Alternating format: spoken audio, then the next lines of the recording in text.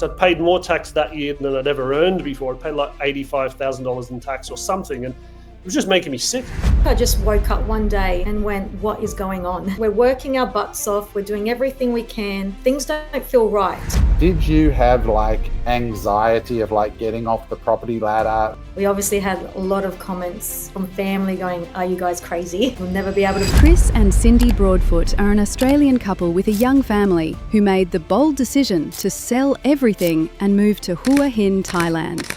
With a background in small business, Chris and Cindy run a successful online business helping sports people and business owners move money internationally at cost-effective rates. Today, they live a more easeful, family-focused life, rich in culture and connection. Us being here and cutting our cost of living, I'd say by at least 50%, is now we're in a better position to help them if they need it. Our life used to be really hectic, and really we have none of that anymore. You know, we do what we want to do. How are you structured to minimise your tax legally? To make it clear before we get into this, we didn't leave Australia for tax because when we had our own business, we were earning less money. We just had a bit more of a...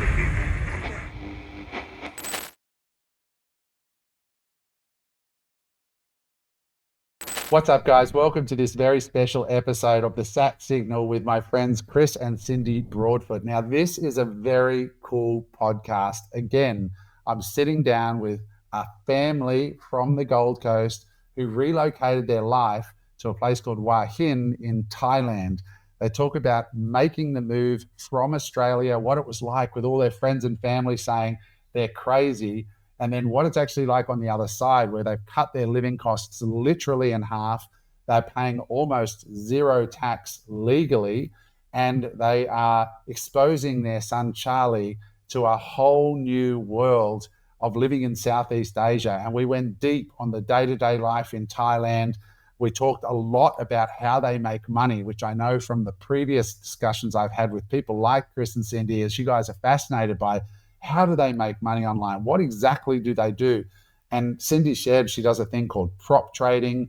Chris and Cindy also run an FX business, which is a foreign exchange business where they help sports people from around the world move their money around, as well as businesses that transfer money overseas and how they make a living from helping them do that. Really fascinating discussion. I think you're going to love this one. They're a lovely, lovely couple. They've got grown kids and young kids. They're like a Brady Bunch family that was brought together. And they go into so many specifics that are just super helpful. As always, guys, there's just two things that are going to help us make this show better. Number one is that you subscribe. If you don't subscribe, please do that because it helps us get more guests like this on the show.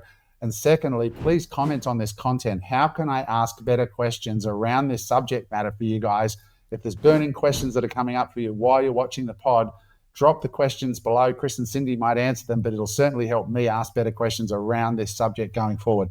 With that said, thank you for watching. Let's get into it. Chris and Cindy, welcome to the show. How are you both doing?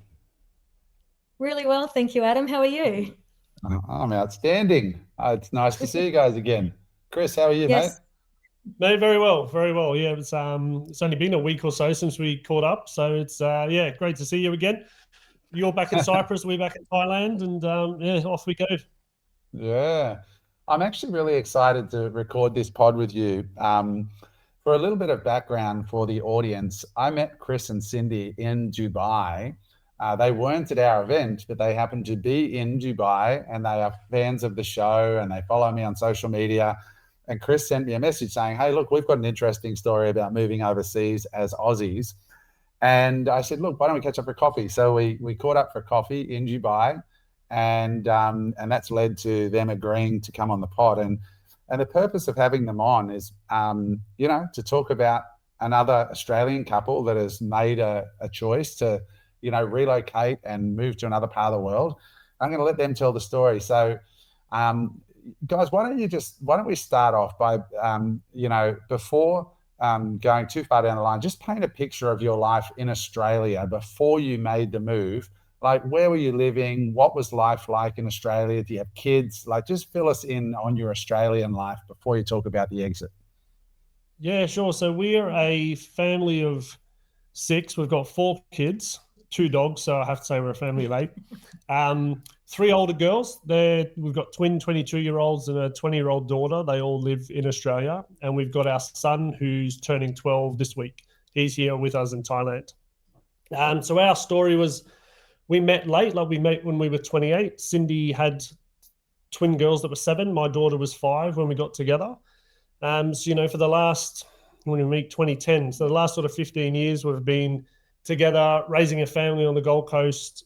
We had a house in Oxenford and, big mortgage, both working full time, just raising a family, just sort of going through the daily, day-to-day life like most people. Just struggling. just getting by, just going through 4 kids, you got, whether it's daycare, school fees, sports fees, along with all the other bills. So just a regular family doing the normal thing. And then a couple of years ago, we just felt like we needed a change. We just so we went to holiday. It was like, we just need to go and do something.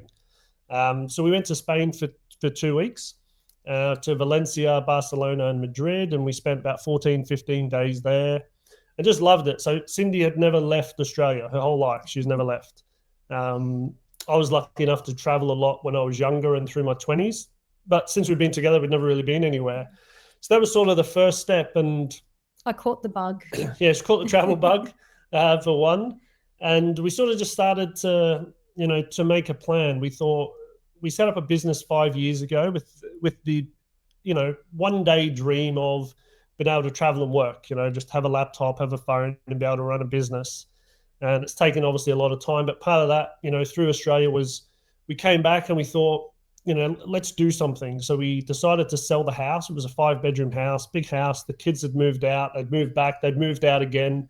And we thought, all right, let's do something. So we sold that and bought a 2-bedroom apartment in Hope Island, and that was sort of stage 1 of just downsizing and, having a little bit more freedom with a bit of a smaller mortgage, and hopefully, take us on a path of starting to just travel a bit more. Okay. And so tell us about what you were doing professionally. Cindy, what were you doing? What was Chris doing?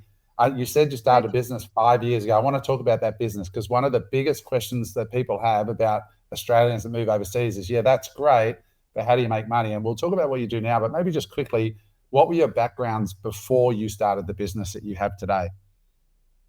Okay, so for me, I was actually working around the kids' schedule. So I was fortunate enough that my mum and dad had an industrial snack bar in Mollendina on the Gold Coast that we ran for 18 years. Wow. So I worked with my mum and dad for 6 days straight, 18 years. But the best part of it was that, I started at 6 a.m, finished at 2:30 in the afternoons. If I had to have days off for the kids, then I was able to do that. So the flexibility around that worked for us. In the meantime, I did take a little break from mum and dad and worked in FX, foreign exchange, at TorFX, where Chris was.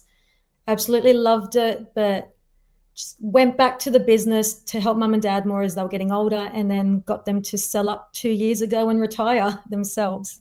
So okay, so you were working mum and dad's snack bar. You got you sound like you got a Greek background or something. What's the family background? Serbian, so it's very close. Serbian, Serbian background, but yeah. I can just imagine a couple of the customers would be used to us talking when they walk in. But yeah, it was good. I mean, I can joke about it. Working with European parents is not fun sometimes, but they really helped us out by obviously giving me that opportunity as well. And it allowed us to work on our business that we'll talk about in a moment, the Freedom. And when that started taking off, I basically said to them, you guys need to retire, you need to sell up, and we need to move on and do what we're doing. So Chris, what was your background prior to that? A lot of different things. Through my 20s, I've done, I reckon, 10 or 15 different jobs, ranging from, telesales, car sales, working at a bank, just loads of different things. Because I never went to uni. None of us went to uni. We just sort of finished year 12 and got into work, and never really had, anything particular. I never sort of wanted to just do one thing apart from be a professional footballer. That was my only dream as a kid. But sort of when I got to 28, I actually was able to, successfully live that out. I played for Gold Coast United in the A-League back in 2010 to 2012. Unfortunately, injury cut it short. And from there, I was released after about 18 months because I'd had 3 operations on my ankle. I couldn't get back to that level of fitness, and the club just said, look, we need to let you go, sign someone else. So while it was short-lived, it was amazing. But at the same time, we had a family business. So on the Gold Coast, you're probably familiar with it. Most people are. Like there's the outlet homewares and furniture stores, which import Indonesian furniture, have done for 20, 30 years. That's my uncle and my cousin that run that. So I went to work with them, and from there started traveling. We went to China and Indonesia 3-4 times a year to find suppliers, find stock, and learned about that importing side of it. And the retail, wholesale, so just sort of learning a little bit about, just business in general, how a business actually works. And that was amazing, such a great experience. And then one day a role just came up in Surfers Paradise with an FX company. It always just had an interest in finance. And I thought, I'm going to have a go at this. So I'm going to go and have a look at it. And spoke to my uncle and my cousin, they fully supported me. And I thought, let's have a look, have a go. Went through the process and landed the job. And that was in 2015. And that was the first sort of foray into foreign exchange. And I've been working in that ever since. And that's where we've started our business, 5 years ago in the same field. And here we are today, living in Thailand, running that business from a laptop. Mm-hmm. So I want to get into your business in a minute, but I just want to just double click on that for a minute. So it's a job on the Gold Coast, because it's really interesting how people, because ultimately this little segue from working in furniture to going into finance, that's like a big moment, really. When you look back on your life, I imagine that's the thing that's enabled you to now live in Thailand. I'm going to ask you lots of questions about Thailand. Where'd you move? Why'd you move there? What's your tax rate?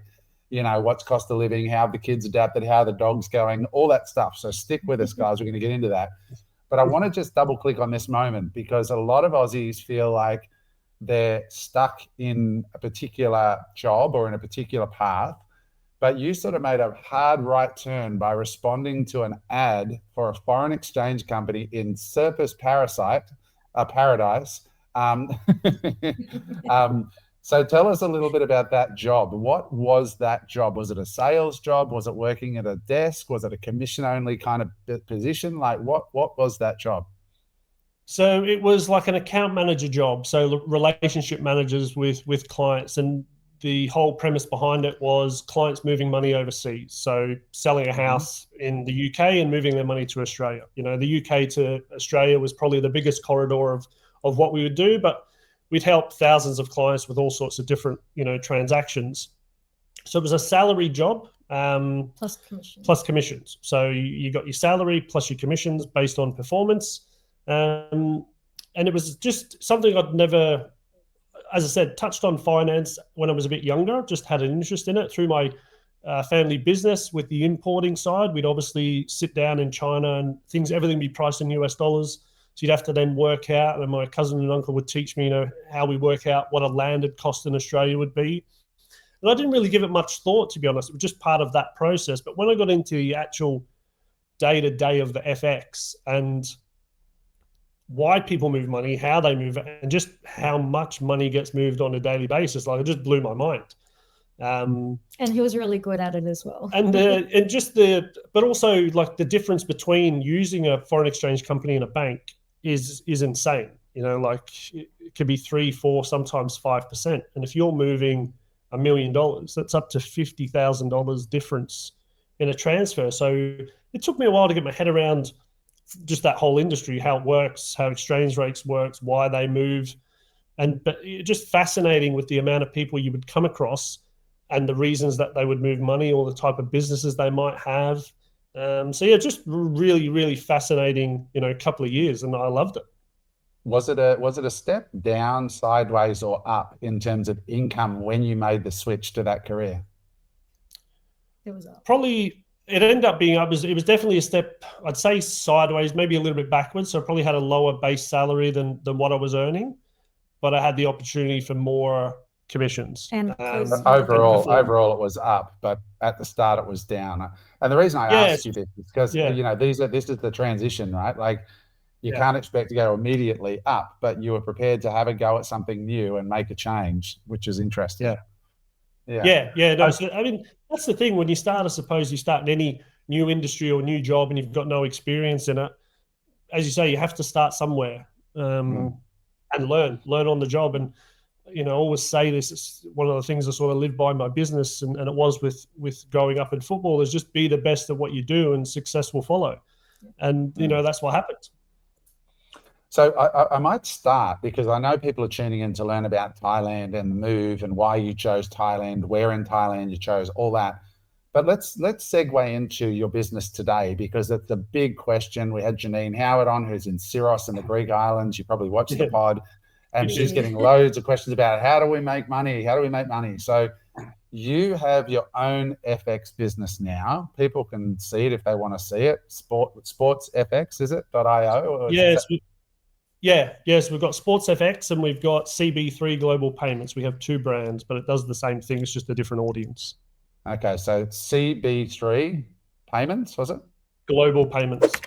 Global Payments. So you guys can Google that one, or sportsfx.io. Is that correct? .co. Sorry, yeah, that's right. So guys, if you want to look up these businesses, you can look them up. But tell us about this, the moving away and starting your own business. Let's just talk about that segue from working at an FX company to starting your own FX company. Like, when did you decide to make the leap? How did you begin? You know, how did you start?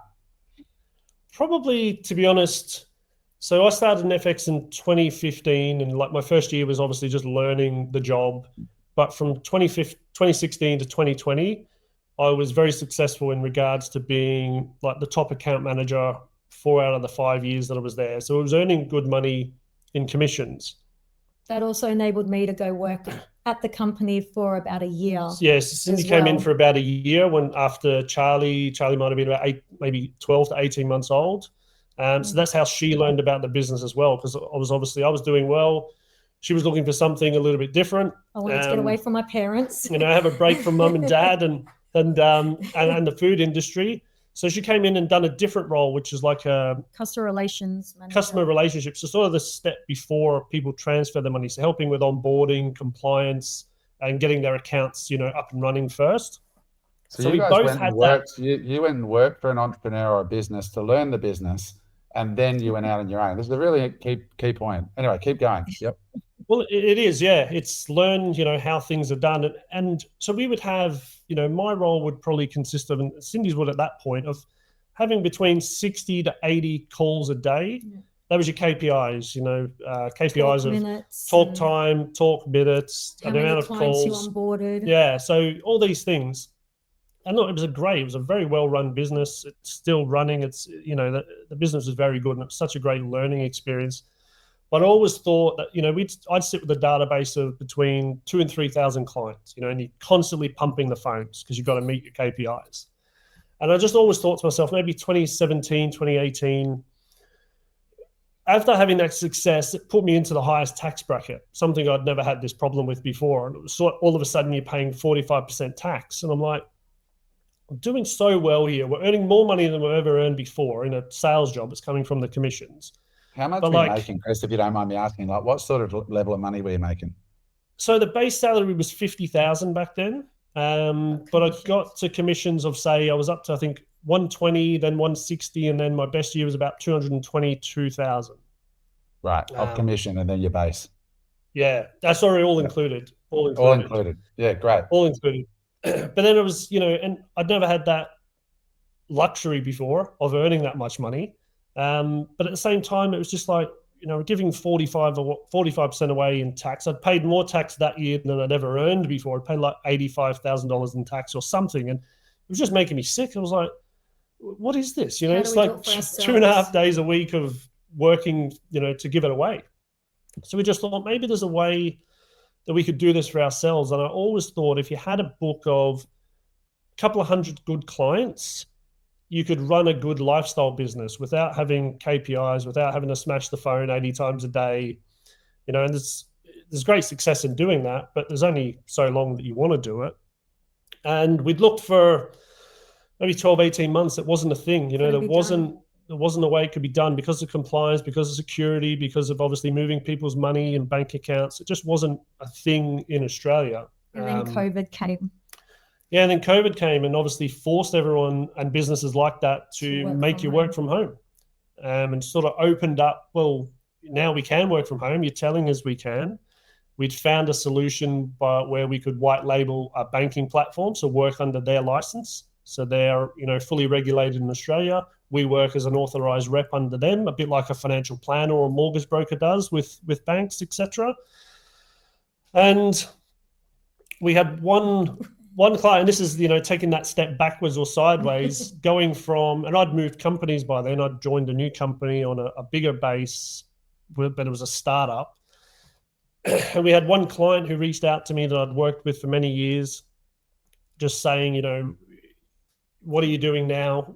You know, where are you? I haven't heard from you in a while because I didn't take any clients with me. I've done the right thing and, you know, and seen out, just doing the right thing, move to a new company and don't steal the clients. But she reached out to me and I was like, well, actually, I'm toying with this idea of going out on my own. This is how it would work. What do you think? And she said, well, if you do that, give me a call. I'd love to work with you again. So we sort of sat down, you know, the two of us, we discussed it. We looked at, because at this point, the job I'd moved to, I was now on a base of 120,000 as a sales director. Commissions hadn't really kicked in. As I said, it was a startup, but that was one of those sideways, backwards moves to move forward. Without that, still wasn't the idea of having our own company then. It was just another, you know, sort of move in a different direction. We were risking that pay to go to a potential zero pay. Yeah, moving into our own business. We then went, you know, once we'd had a few conversations with her, with the client, and just thought, you know what, let's do this. We sort of tried to get our personal expenses into a shape that we could just cut them down a little bit, you know, take the pressure off a bit.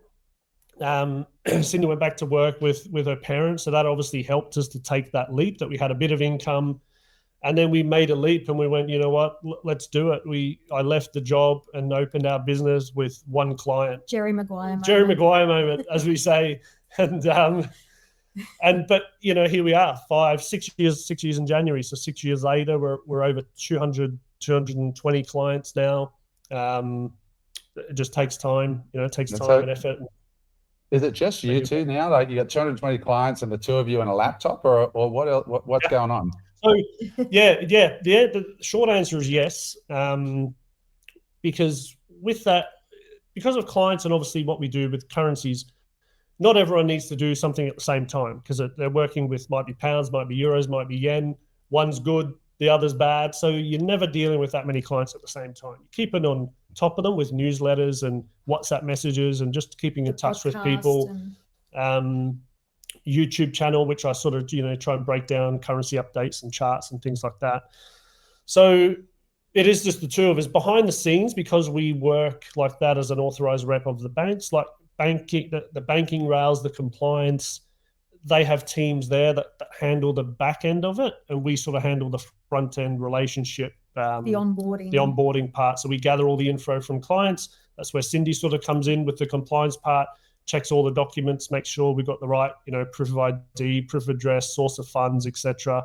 Ticks all the regulatory boxes, and then I do all the dealing. So I do all the dealing with the clients in regards to, you know, transfers, market updates, things like that.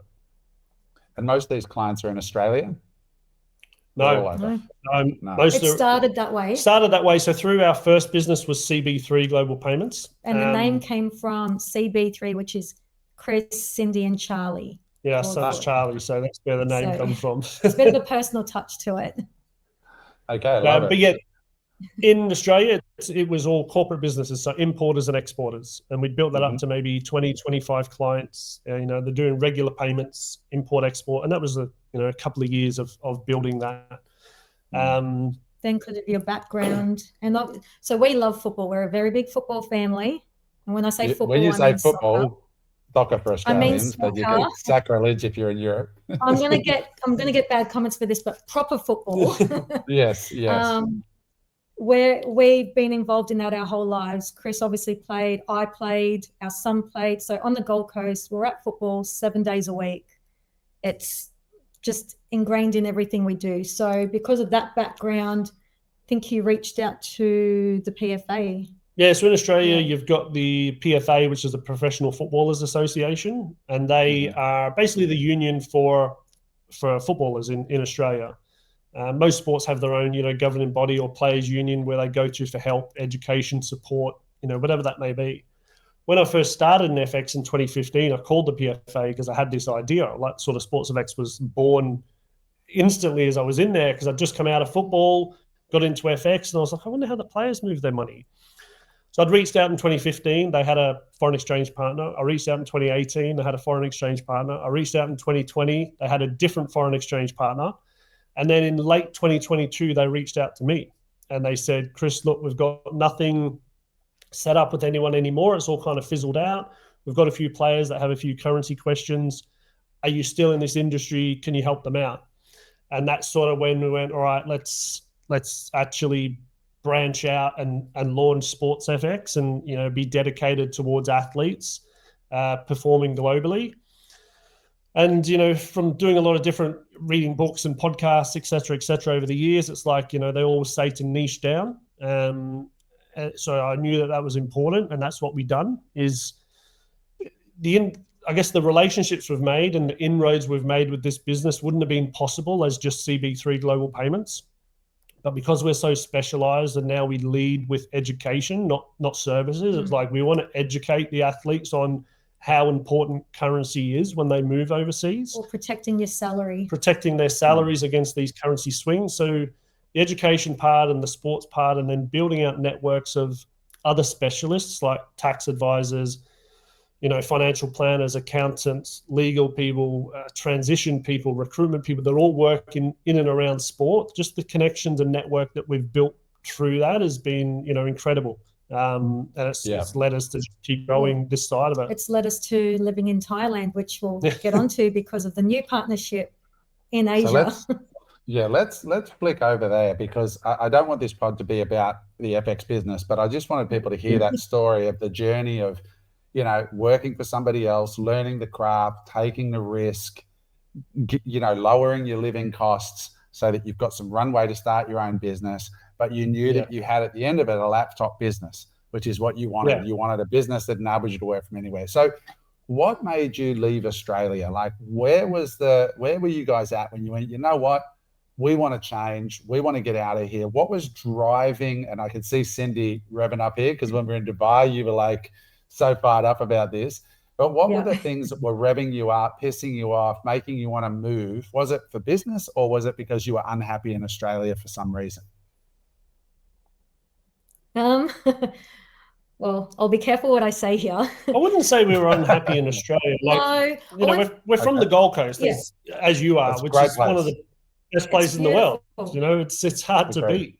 But I'd say that we just felt like we wanted to change. We wanted to be able to travel. As I said, like Cindy had never traveled in her life. Charlie hadn't traveled. We got that little bit of a bug and wanted to do it. And because of the business we'd done, and Cindy's learned how to day trade. So she's done that for the past 2 years, which has allowed her, again, it's a laptop type business.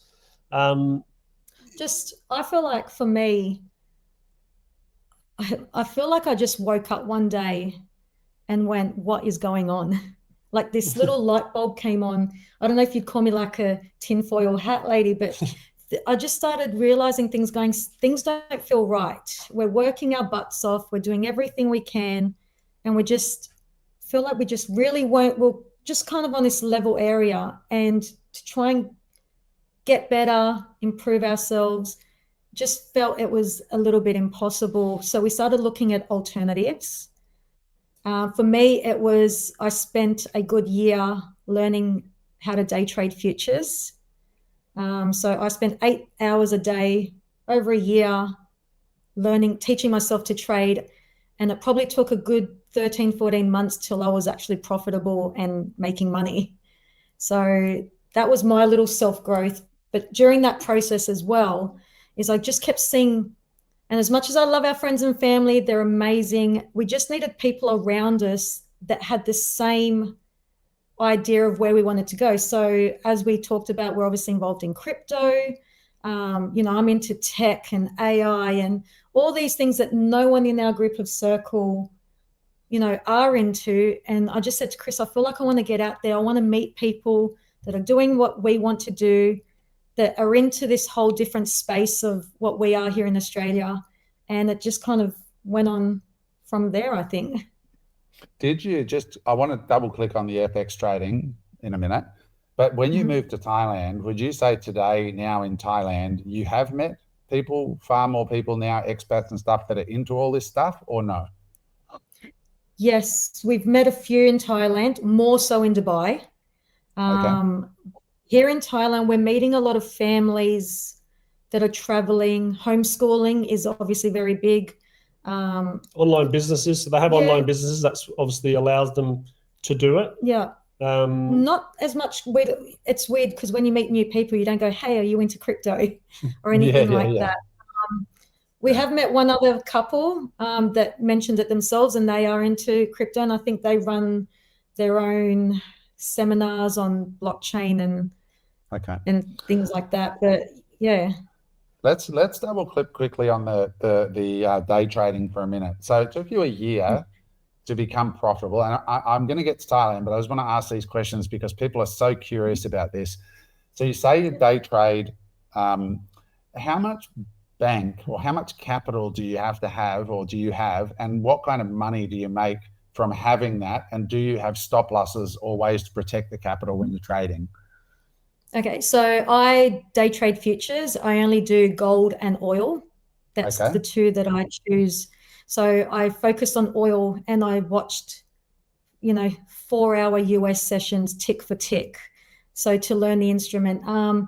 So I'd never put in my own money. I actually went with a prop firm and got funded. I failed probably 3 evaluations. So are you aware of what prop firms are, or? I do. My friend Tommy, who's here in Cyprus, does prop firms as well. He's actually going through the certification right now, and I'm interviewing him this afternoon. So I've been funded. Tell me, just for the listener, what is a prop firm, and how do you get it? You said you never use any of your own money. No.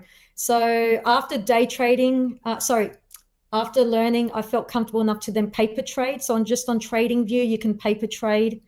And then, I wanted to see how my strategy would work. And, I kept a journal and did everything you're supposed to do, and then saw that I was, having good results. So then I built up the courage to pay for an evaluation. So you can go through Apex Trader. I went through a firm called TopStep, where you pay, it's 80 Australian dollars. Yeah, 50 US dollars. Yeah, 50 US, 80. I went for the 50,000 account just to start with, because I thought I had no clue what I was doing. Failed that one quite quickly. So when you pay for an evaluation, they basically give you 50,000, and you've got very strict rules. So you've got to make a profit of $3,000. However, you cannot lose any money. 2,000. Well, there is a 2,000 where it's like it shuts your account out, but it's very hard to do. I'm not going to lie. Is it real money, or is this paper trading this account? No, it's so the way that it's instead of putting in, the way to do it from a prop firm is you pay your $50 a month, say, as a subscription, but they give you the bank of $50,000, which isn't technically real. You're not on the live market yet. You're in their sort of paper trading version, but you do get real payouts. Okay. So once you cross that 53,000, yeah. So I failed my first one. The second one I nailed because it was Trump got elected and the markets just went crazy, and I was able to capitalize on that. So I've got funded my first account, and then almost blew that, like very close to blew that. So then I had to obviously teach myself to go back into micros, not try and do full contracts. But talking on average, I was able to average anywhere from I'd have 50 US to 2,000 US a day. So, and that could be in a 15-minute session. So today, because we could go and talk about this for an hour, but in a nutshell, today, after your certification and after your testing, how much money have you had to spend to get to this level where you are now? And how much so am I correct in understanding you don't have any of your own capital at play, but you do have an income stream? And how much is the income stream? Okay, so there is an initial cost. Obviously, I had to pay every time I failed an evaluation and to keep one. Then once you're funded, there is a one-off $150 US, like, to go live. Mm-hmm.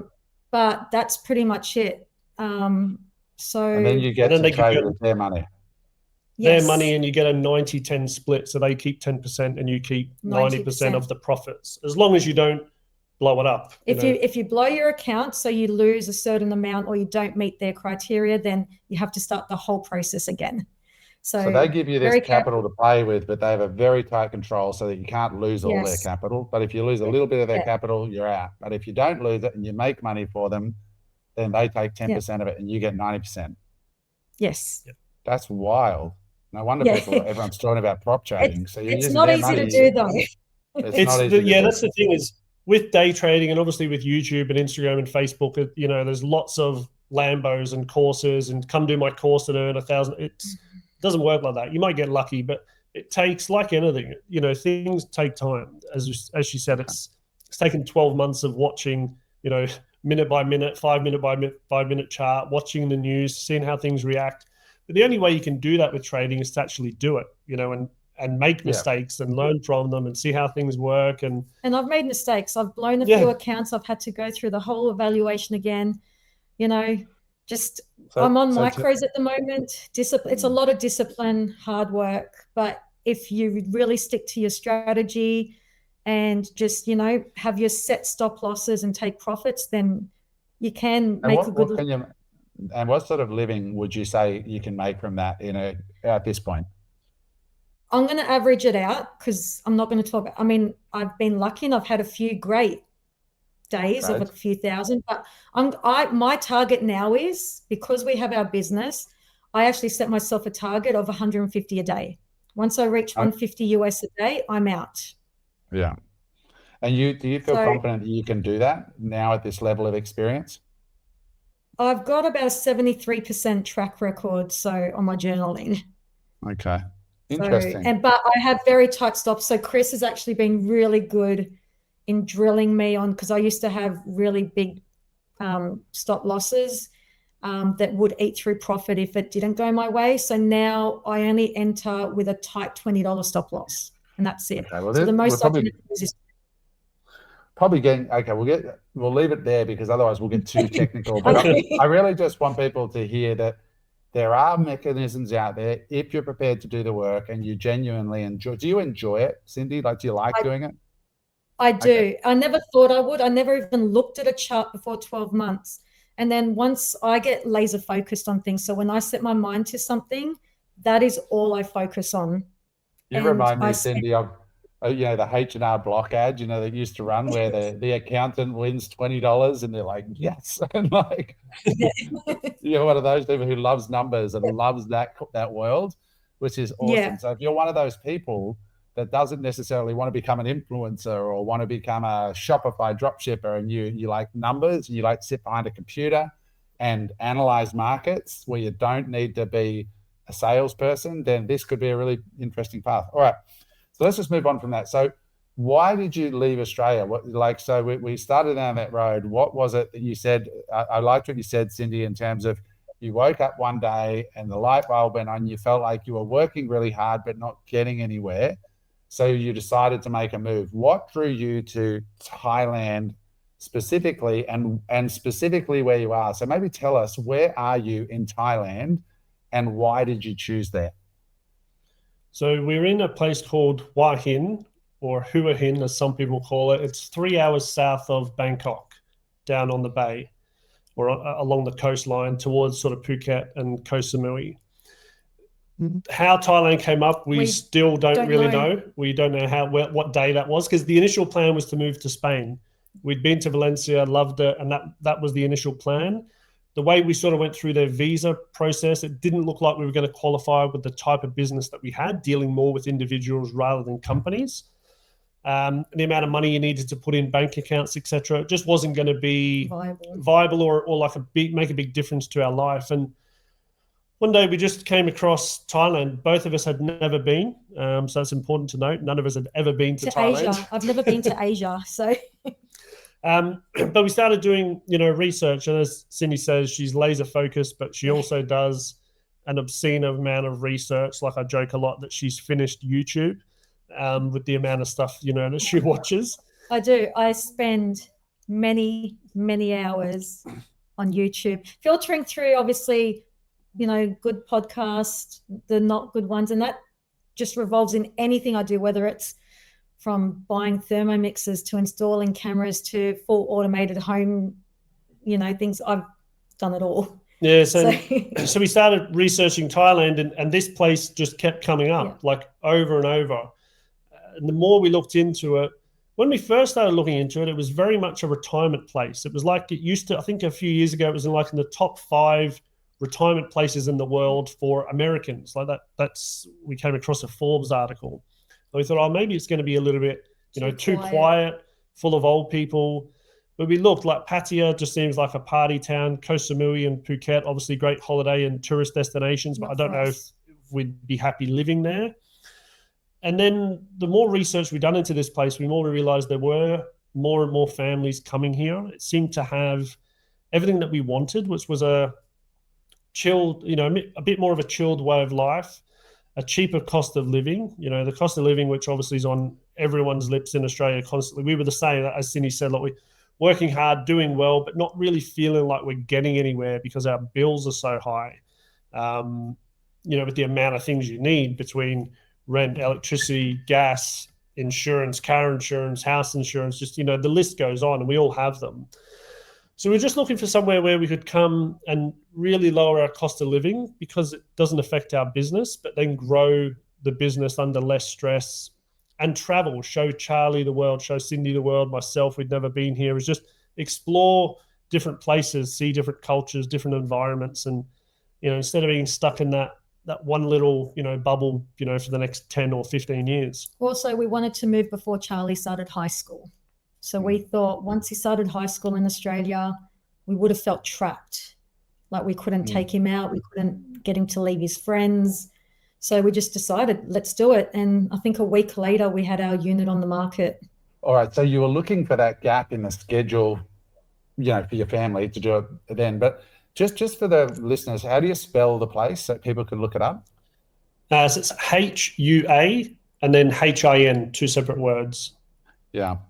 I've actually heard of this several times in my DMs. People are like, look up Hua Hin, keep looking it up. A number of people have said it to me. And then I did look it up, and I didn't even know about this place. Apparently the royal family go there for their holidays, and it's on the mainland. And so you wanted to leave because you felt the cost of living was super high. You like the location where it is because from there, you can basically go all throughout Southeast Asia if you want to go to Vietnam or Taiwan or anywhere you want to go. Basically, there's that whole region. And, of course, Bangkok's a international hub. You can pretty much go anywhere from there as well. So describe, leaving Australia. Did you have, anxiety of, getting off the property ladder, leaving behind the kids' friends? What were you dealing with psychologically as business people who are trying to create wealth, and also the kids leaving their, routines? Yeah, no, it was very stressful. We obviously had a lot of comments from family going, are you guys crazy? What are you doing? Once you sell, you'll never be able to buy back in. All the usual things that, people that care about you are worried about. But we were just determined. We knew what we wanted to do. We had a goal in mind, and we were just, we had the hard conversations. At first, we didn't even tell family we were selling our property. We just told them we were going to rent it out. But because of the research that I did, I knew that would be a problem for us down the line, because in the back of our heads, we weren't planning on coming back. They all thought we were, but we just said we're not coming back. We sold everything we owned, and we're just, ready to move on. Yeah, you can see my suitcases behind. Yeah, I'll send you a photo of us. We're standing at Robina train station with 10 bags and a PlayStation, and that was our whole life as we left. Wow. And that had gone Okay. in 2 years from a 5-bedroom house to a 2-bedroom apartment to 10 suitcases and a PlayStation. So one day you have the conversation, you look at each other and go, are we going to do this? And you both go, we're doing it. What about the kids? What happened with the kids? What was their thought? The older girls, they're obviously, in Australia in their 20s, they're at uni, they've got partners, they're living on their own. Part of it's, it's selfish what we're doing in a way but we're doing it for us. We're doing it for Charlie. He's our responsibility. We couldn't do it with the girls because we had different parents involved and we weren't at that stage of life. So there's a part of it that's selfish. It's like we want to travel. We want to see the world. We're in 44 now. He's at a good age. Let's just go do it. But also we've seen that the girls are settled. Yeah, they're in their life. They're okay. We have plenty of family and friends that they have around them as well. So it's not like we've just up and left. But they're in a position like most people in Australia, especially in their young 20s, where everyone's struggling. Like financially, it's very, very difficult. Us being here and cutting our cost of living, I'd say by at least 50%, is now we're in a better position to help them if they need it. Yeah. If they need, look, we've got a bill that's due. We had one the other day. We've got a bill that's due. I'm a bit short. Can you help us out? Well, we can. We might be further away geographically, but I think we can actually help them a little bit more over the next couple of years if things go how we plan things are going to go. The girls call me every day, so we have video calls every single day. Well, I haven't actually had a chance to miss them, if that makes sense. What about Charlie? How's he going? How old is Charlie now, and how's he adapting to Thailand? So he turned 12 this week. This on Friday. He loves it. Like the one thing he's a very easygoing kid. He makes friends easy, and he's a character. He's just an amazing little kid. He's loving it. He's loving learning the language. Like he talks more Thai than we do. And that just lights up the locals' day when they see this little kid talking to them in Thai, asking how their day is or how much is that, but in their local language. So he's enjoying that, and we're enjoying that for him. Like sometimes you think when it's day to day, like anything, sometimes you wonder if you're doing the right thing. Are we going to affect his life, in a negative way or a positive way? And we like to look a little bit further ahead and hope that by doing what we're doing, when he's 18, 19, 20, he's traveled to, I don't know, maybe 10, 15 different countries. We let him guide us through airports when we travel now to learn how that works. He's constantly working out what something costs in Thai baht, how much it is in Aussie dollars, and he's working that value out. Now in dirhams, when we're in Dubai, he quickly goes, that costs that much in Aussie, which means it's that much in baht. So and the bartering. Really different lessons for him than, the day-to-day of schooling. But as I said, from a longer-term point of view, we think it'll be really beneficial for him, and he's happy.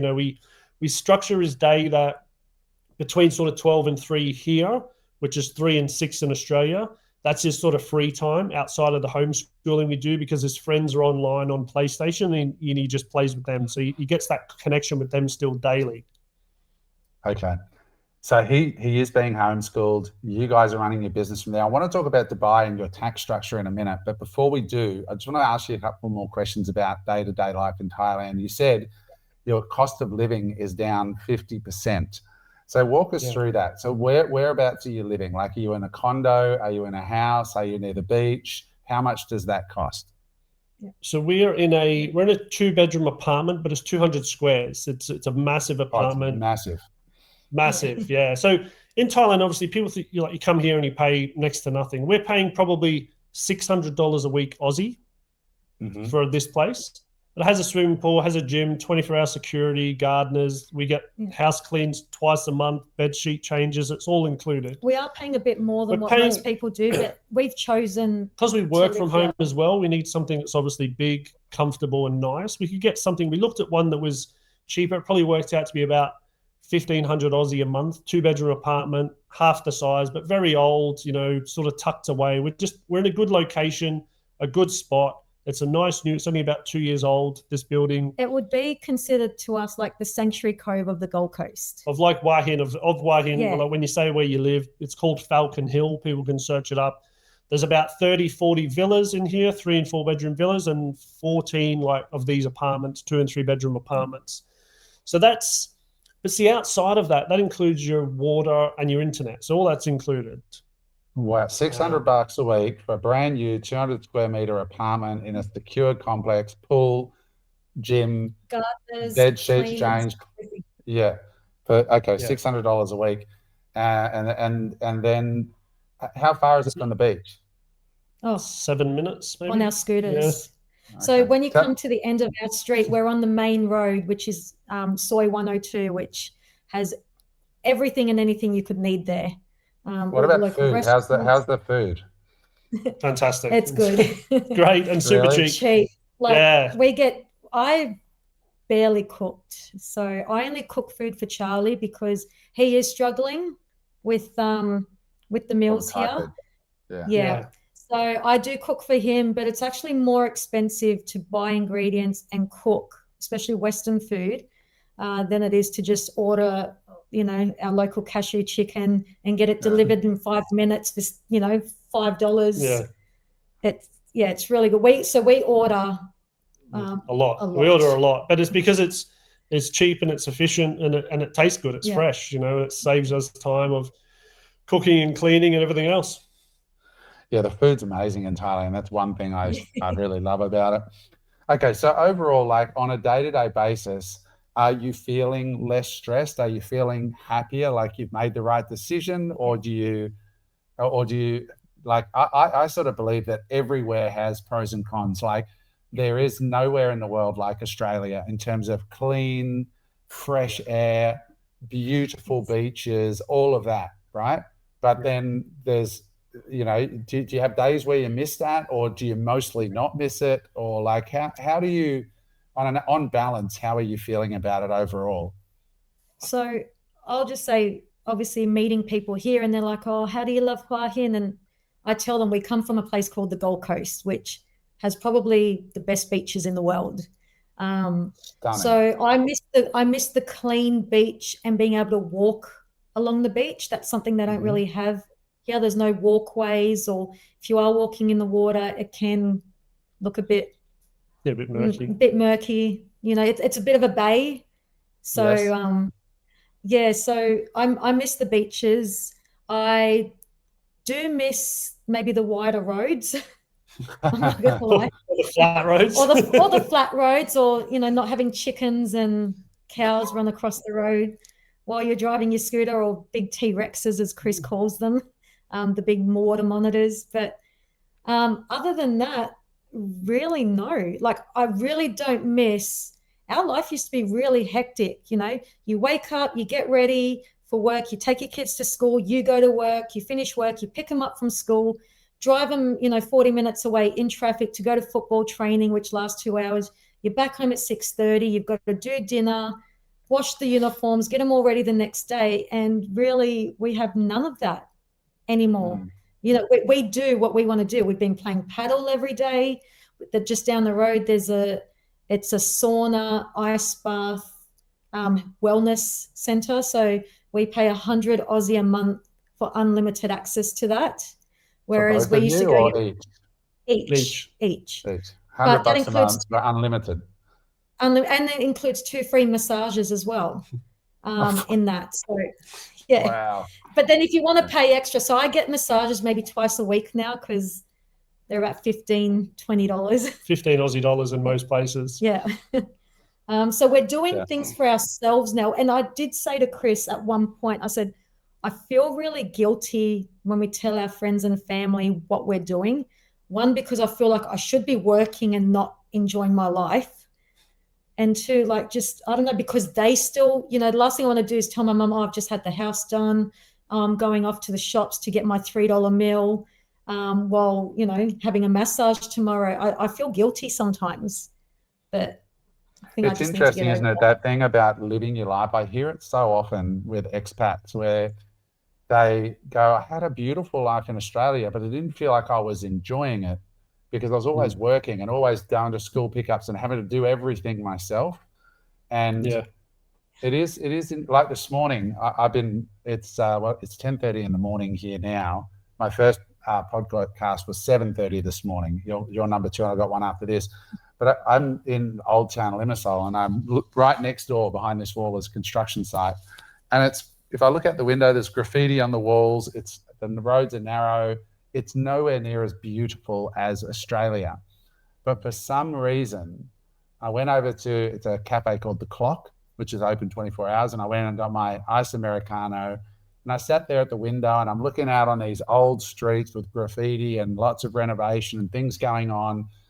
And I was just net happier, even though the place is not even close to being as beautiful and as pristine as Australia. And I think about that a lot. And I wonder, why is that? Because Australians always go like, Bali's such a shithole, the beaches are dirty, and it's all true. But why are we happier? And I think it's, freedom. Because I had like the beautiful apartment on the beach and a brand new Porsche convertible downstairs and everything, but I didn't feel happy. It's weird. And here I'm like, all I've had today is a coffee. I don't eat until lunchtime. And when I do have lunch, I'm going to walk over and meet my mate Tommy, and we're going to sit and talk, and we're not going to be rushed. And it's just something to think about, I think that's what it is too. We're doing things on our own term and our own time. We're not being dictated of, you have to be at work at a certain time, you have to do this by a certain time. It's just the fact that we can do it for ourselves. Yeah, it's definitely a lot more freedom, like time freedom, it feels like, and definitely less stress. Like, to know, like when you go to lunch, it's going to cost you $6 for your lunch. There's something calming about that. Well, there is. I mean, one of the things, actually, my friends and us, we laugh about it. So we moved to Hope Island, about a year ago, and they had the new Hope Island Tavern up there. Mm-hmm. And we'd go over one night, get 2 meals, like a palmy and chips, a steak, meal for Charlie, a couple of beers and a Coke. And it's like $150, like this and you think, standard. A pint now could be anywhere from $12 to $18. And what are we doing? And then a few weeks ago, my mum was here, and the 4 of us went down to the new local restaurant. We ordered like 5 meals, a lot of sides, 2 beers, a wine, a Coke, a water for Charlie, and it was like 33 Australian dollars for all of us to eat. I've got a photo. I'll show you a photo. And it is nice to do that, like it's nice to just go, we can go out for dinner and we don't really think about the price because it's going to be super cheap. It's nice, isn't it? And I think I said it on the Janine Howard pod that Aussies are sort of gold medal winning wealth athletes, like we play the game at such a high level monetarily that when we do opt out of that life and we're used to playing at the highest level of money, and then we go and we play in the D grades, I know this sounds really anti-capitalist. I don't know how to describe it, but there's a huge relief that comes into your life. Like you put down this enormous load and you just feel, oh my God, like, okay, the beach is not as clean, but I derive joy from lack of stress, real engagement with people, and people are people everywhere you go. And if you go into a restaurant, like the reason I love Bali so much is because the people are so goddamn nice. And in Thailand, it's the same. That they serve you and they're like, salamat pagi, in Bali or in we notice we get service. We get service here. People smile and talk to you, and they're happy to see you. That we found the last few times when we were eating out in Australia, or even going through a drive-through, they just hand the bag out to you while they don't even look at you in the face. Whereas here, they're like, how's your day? They'll play with Charlie, or they'll go play pool with him just so we can sit down and enjoy our meal and have an hour to ourselves while they keep him entertained. They're all just so polite and happy to do it. And it really is, as they say, the land of smiles. Yeah, it's interesting, isn't it? Let's talk about the tax side, though, because a lot of times people think, oh, you just move for the tax benefits. But I think there's a few things here. There's the cultural experience. There's the massive difference in cost of living, and then there's obviously tax as well, right? So what visas did you get? How are you structured to minimize your tax legally? To make it clear before we get into this, we didn't leave Australia for tax because when we had our own business, we were earning less money. We just had a bit more of a lifestyle business. So we weren't paying massive amounts of tax. That's not why we left. Future Cool. planning, obviously, we've still got Future-proofing ourselves. we want to future-proof ourselves, from hopefully continuing to grow the business. And some of the investments we've made is that if they pay off, we don't want to be giving away 45, 50%, to the government. So we've, the last steps of what we've done. So the initial one was a DTV, which is a Destination Thailand visa. So it's quite a new visa. It came out maybe 12 months ago. It kind of replaced, I think, what they used to have as a digital nomad visa. Mm-hmm. It's a 5-year multiple entry visa. So as long as you earn your money globally and you don't work in Thailand, we've got a 5-year visa. We just have to leave every 6 months to do like a visa run, come out and come back in. But one of those years out of 5, you can extend it and stay here for 12 months without leaving. So it's a great visa. It cost us $600 each. So it was $1,800 to get the visas.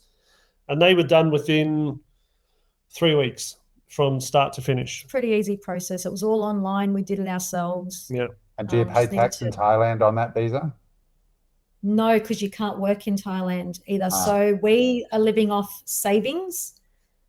So while we're earning our money, we earn it globally now, and the reason obviously we bumped into you in Dubai was we've now set up our company in Dubai. Got it. And the earnings go through Dubai. We can live off savings here because we had them before we entered into Thailand, and Thailand and Dubai have a tax treaty which makes it more tax effective as well. Yeah, one of my good friends, Tony Versick, who's been on the pod a few times, has done exactly that. He's just about to leave. His flights are booked in, I think, February or March. He's leaving Australia. He's a high-paid consultant in Australia. He can work on anywhere. But he was in Dubai the same time as you, setting up his company. He was there the same week. So he's putting all his business through Dubai, paying Dubai tax rates, and then distributions out of the Dubai company after he's paid the corporate tax are tax-free to him, I believe, in Thailand. Is that kind of the bottom line? Yeah. Same, yeah. That's correct. So you pay tax through your Dubai company where you've got stable government, stable banking, all of that. You put all your income through there. Pay your 9%, is it, in Dubai? It's 9% if you're earning over 375,000 US. But then if you earn 400 under that, zero as corporate tax as well. Right. If you earn 475,000 US, you just pay the 9% on the 100,000. They give you the first 375 as like and then zero income tax. And then zero personal tax, zero capital gains. They're very crypto friendly. They're capital gains friendly as well. Obviously, they've got buildings going up, as you would have seen, left, right, and center. There's a lot of off-plan advantages with small deposits. So that's part of our longer-term plan is can we then potentially invest in some property across there and cash out some crypto one day, et cetera, et cetera. So just to be clear, you set up a Dubai company. You're living off savings just for the moment, but you're going to now drive all your income through Dubai. Going to pay Dubai corporate tax, which is 0 to 9%. You take out dividends to you tax-free because you're under a visa program there, and so that's right, correct? Yep. Yeah. Okay, that's cool. And all right, so and what are you doing on that side of wealth creation? Like, I know you're crypto people. This is supposed to be a Sat Signal pod, which is a Bitcoin pod, but I know that you guys are in other stuff. So what are you interested in investing? Like, what are you investing in outside of that? You talked about possibly Dubai property, but are you in crypto? I know, Cindy, you're a little tinfoil hatter. Tell us about your investments. Like, what are you into? Okay. So we've been involved in crypto since 2017. Wow. First of our whole friends and family, like no one even knew what it was back then. And mainly because of where we worked in foreign exchange, I was just sitting at my desk one day and I heard someone mention this word and it was XRP.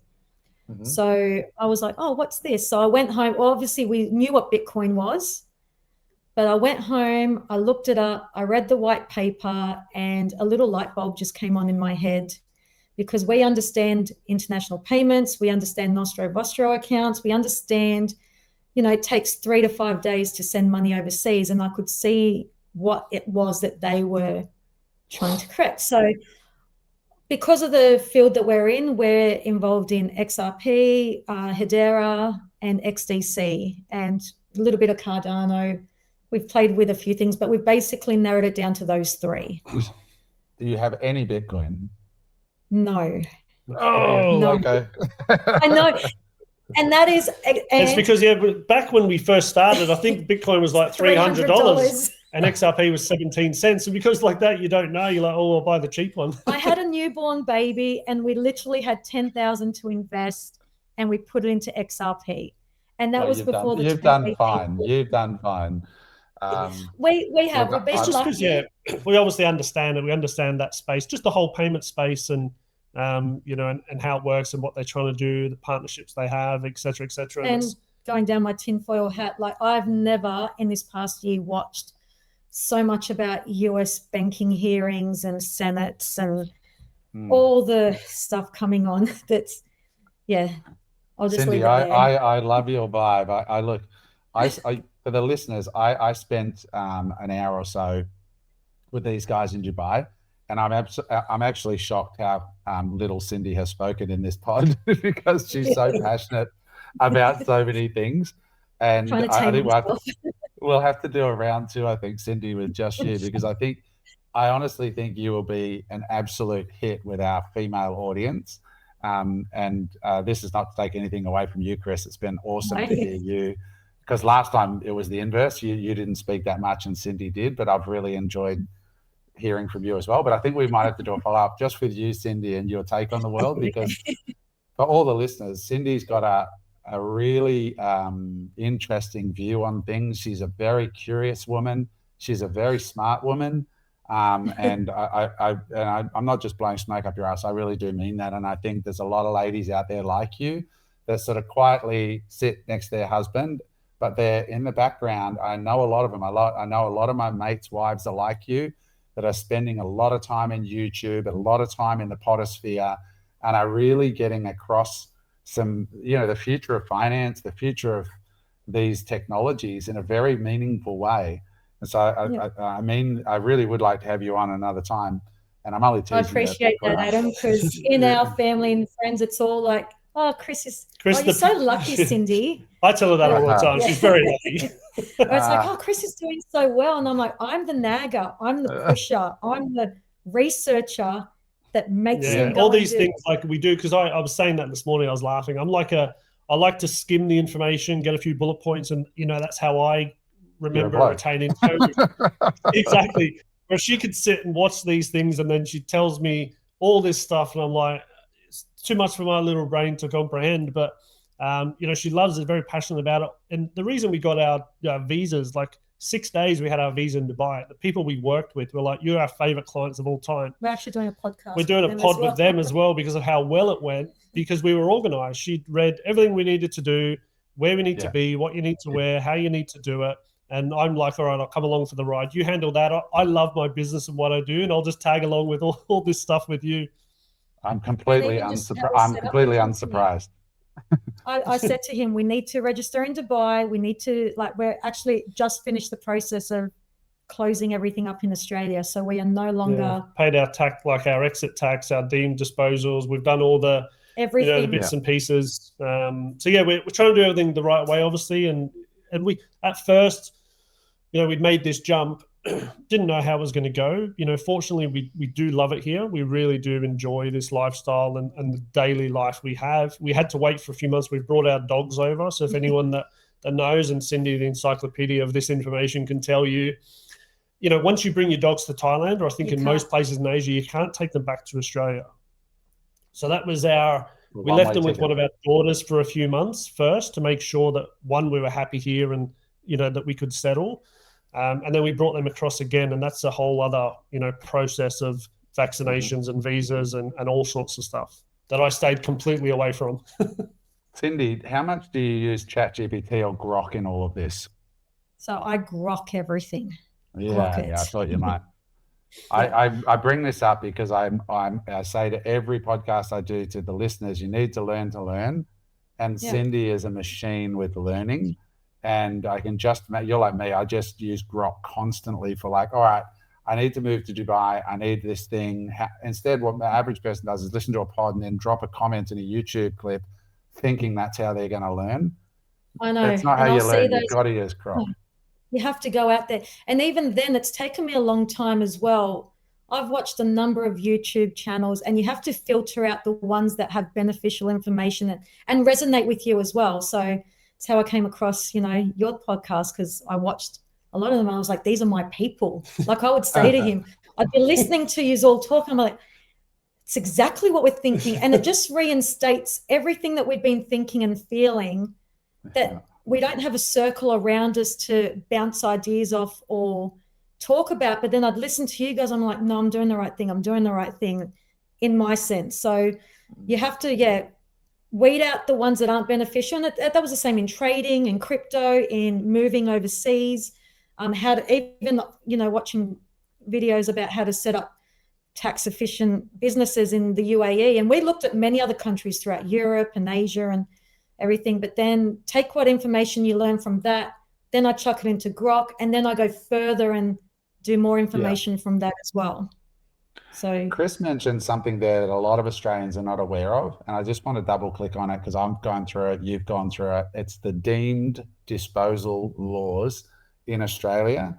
So Chris, maybe you can explain what that is for people who are considering the move, because most people have no clue. Just because I mentioned it, didn't she done the research? No, please talk about it. I can tell you if you want. It's so the part of, obviously, with what we've done, the money we've invested into crypto, one day we hope that that pays off. We've taken a huge risk in selling everything we own, moving over here, invested some money, some in the bank, some into the business. But if it takes off and goes well, there's going to be a big reward there for us.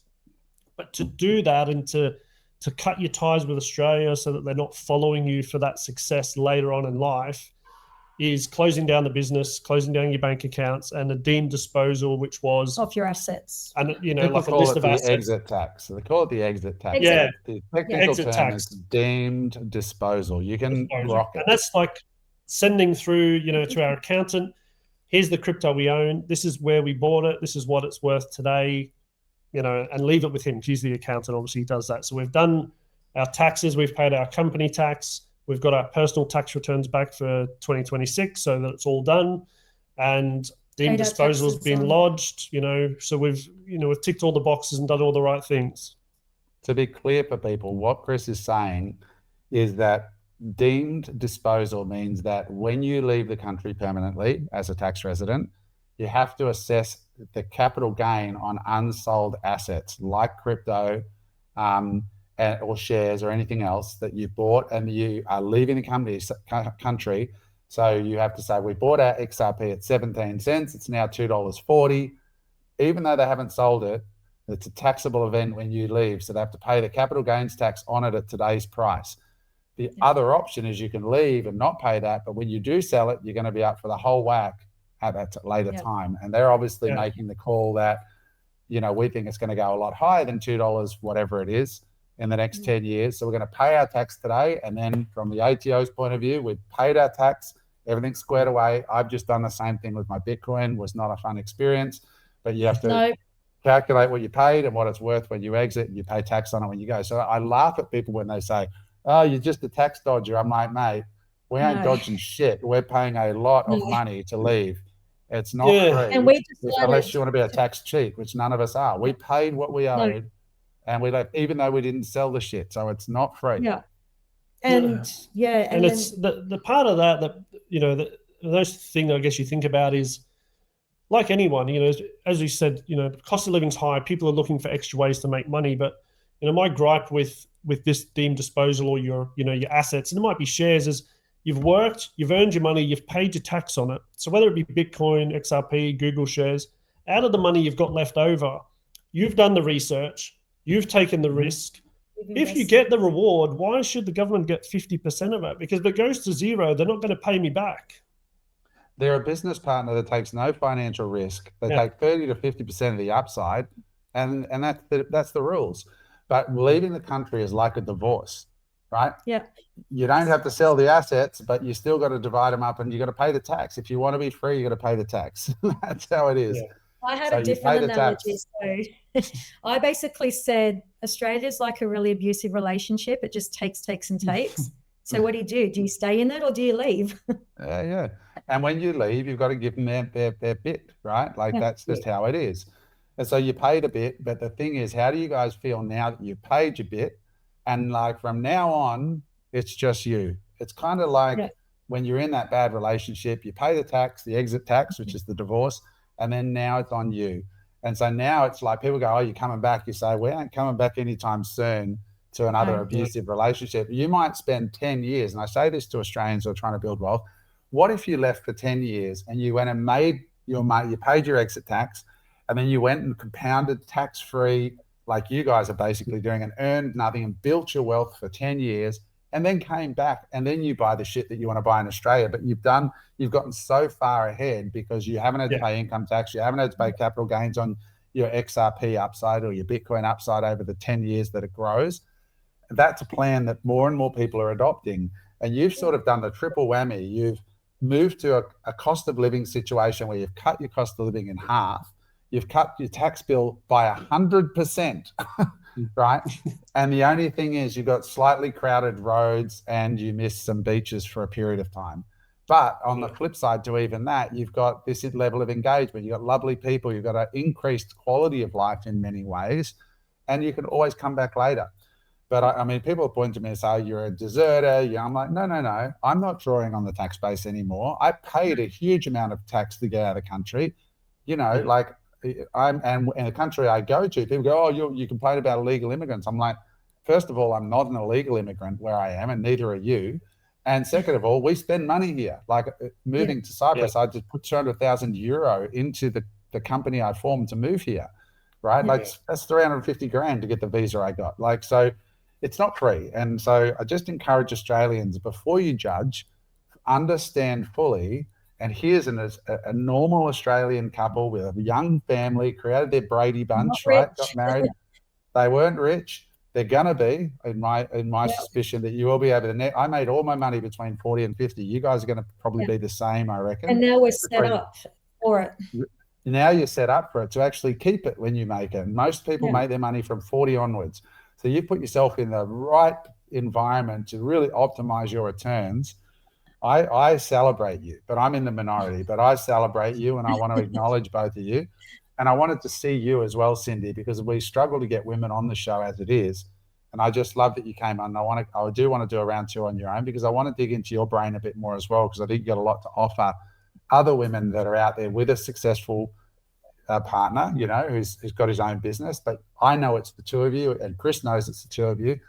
But I want to get more women like you that are intelligent and researched and so on, and have the courage to up their lives and move. So if you're up for it, I definitely want to do that. Definitely. Yeah. With that said, let's wind this up. How do people reach out? Do you want people to be in touch with you, or do you want to just leave it at that? But if you do, how do people connect with you? So interestingly, like I post a lot for our business. We haven't really posted much personal stuff over the years. It's always been business stuff. But since we've made this move, the amount of people that reach out to me via LinkedIn or Instagram, and the engagement on the personal side of it now, Chris. It's going to go through the roof. Yeah, it is. And we said that, we're like, well, we're happy. So to give you a good example of it, and this comes back to Cindy's research. While we were doing all this for the Thailand visa, we thought, we've done all this research. We better check, that we're doing the right thing. So we booked a call with someone online that we found, an expert in this. I think we paid $150 for 30 minutes a consultation, and we came off and we knew more than him. I knew more than him. And I was like, so you just want to find information from good people, and it probably comes across that we're good people. We're not trying to, to rip people off, to do anything wrong. We're just a normal family. We've done our research. We're trying to plan for the future for our own family. And along the way, we've done all the right things, found out all the right information. And I've got no doubt, because I get messages constantly about how are things going? Why did you do this? Why did you do that? So yeah, definitely happy to speak to people and point them in the right direction, if we can. And the best place is probably just through, I'd say, Instagram. Or LinkedIn is where we're most active. Can you just read them out? Because of people on Spotify and driving, just like, what are the links? How do we find you on Instagram? And they're all under Chris Broadfoot _FX. all the channels. Chris Broadfoot _FX. BROADFOOT. Yeah. And I'm Cindy _Broad, BROAD.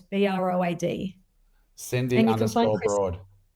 Yeah. And you can find Chris on LinkedIn as well. So yeah. Can I just ask you guys who are listeners, because Cindy and Chris haven't had that much experience being exposed to a large audience, I don't think, and maybe you have, but this is a large audience. I spoke to Janine yesterday in Syros and I said, how are the inquiries going? She goes, Adam, I've not put my phone down for 2 days straight and I've been typing like a mad woman, getting back to people. All I ask is don't ask any question of Cindy and Chris that you haven't first asked to Grok. And the reason I say that is, first of all, you'll be the beneficiary of that. The listener, I'm talking to you now. You'll be the best beneficiary of learning to use Grok and learning how powerful Grok is to help you.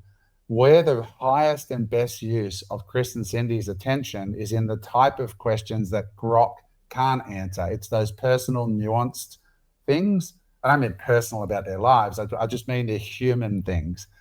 Yeah. So if you want to actually build a relationship with Chris and Cindy, the best thing you can do is think very carefully about what you draw their attention to. Right? Yeah. Do you know what I mean? Like, and I know that as having been that person that gets inbound inquiries all the time, I really appreciate a well-structured and considered question that isn't some dumb question you could, not dumb, but simple question you could just ask Grok about. That's how you build a relationship. And please reach out politely. Don't reach out demandingly. And I give you full permission, Chris and Cindy, to ignore anybody that's not polite. Don't feel obligated on behalf of us. Because I see it all the time where people are like quite rude in their approach. But anyway, with that said, guys, thank you. That's so kind of you to offer to do that for no, you're not selling anything here. You have an FX business, which sure might be able to help some people, but just to help people. I know I love helping people with this stuff as well. And I just want to see, acknowledge you both for being willing to come on and be so open about your circumstances. For the listener, I've tried to make this as useful as possible for the average person listening to this. But if I can do better, if there are questions that you were wishing that I asked that I didn't ask, please let me know in the comments, because I will be reading. And something I'm toying with at the moment with the guys at Unemployable is producing a show called Expat or Sunday Edition or something, where all I do is this, talking to expats who left and asking them the real questions about how much money do you make now that you're away? How do you do that? How much money do you have at risk? What's your tax situation? What visa do you have? Like really going in and what's life really like? Like, how are the kids? How are you? Like, if you would like to hear more of that kind of discussion, like I've had with Janine, I've had with Chris and Cindy, I'm having with Tommy this afternoon, let us know in the comments and the kinds of questions that are burning for you so that I can ask them on your behalf. Chris and Cindy, you're legends. I've really enjoyed this. Cindy, I'm coming back for a round 2 with you. And get ready, because when this comes out, I think you're going to get inundated with grateful people, because you've been so great to speak to, and I really appreciate it. Well, thank you so much for having us, Adam. My absolute pleasure. And we look forward to having you over here in Hua Hin as well. You'll have to come visit. Just before we go, I just want to highlight to people what Chris and Cindy did to get in touch with me. So they were in Dubai. I was in Dubai. Chris wrote me a really nice message saying, look, my wife is a huge fan of the show. We're in Dubai. Is there any chance that I could get you for a coffee just for 30 minutes? And I want to surprise her and, turn up at the coffee shop, and she'll be totally shocked, and we'll come wherever you want in Dubai. So they made it really easy for me to say yes. And they were really nice in the way that they did it. And I said, of course, let's make that happen. I've got tomorrow morning available. And so I made them come to the coffee shop just under where I was staying. And that's how that happened. So, that's how you make these connections, is by just being proactive. And he also said, we've got a really interesting story that I think you guys would want to hear. We've been following your show for so long. So just think about the way you approach people and make it easy for them. So there you have it. Thanks again, guys. If you haven't already, drop a comment and make sure you subscribe to the channel. Bye for now. Hey there. I hope you enjoyed that episode of Unemployable. If you'd like to watch another episode, just click there.